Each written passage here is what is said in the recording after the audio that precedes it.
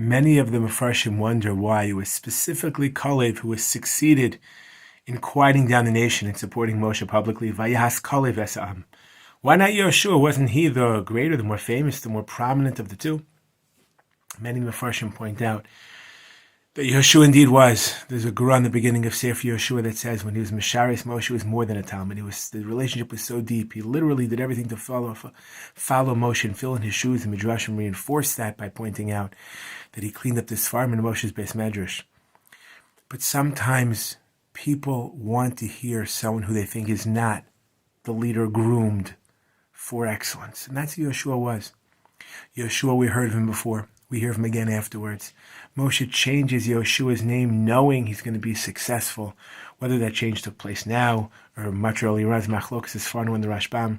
But ultimately, Yehoshua is someone who people see as Moshe's protege. Kavel, they see as one of them.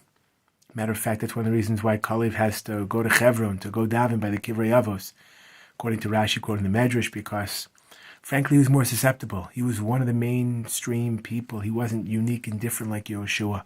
Yehoshua was groomed for excellence, for religious leadership. Kavel was one of the people.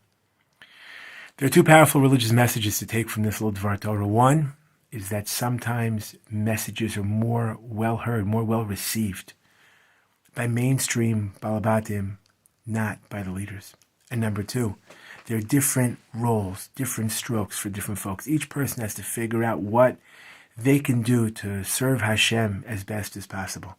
One person's job is to be the leader, like Yehoshua. One person's job is to be a mainstream, regular person like Kavel and navigate the crowd in the right direction.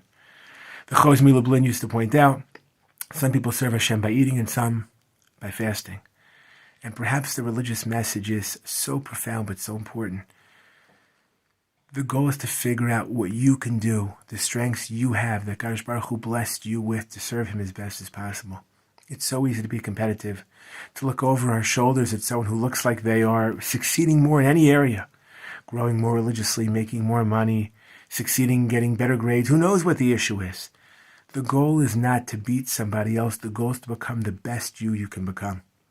Kadosh Baruch Hu needs on His team Yehoshua's, Kalev's, and each of us.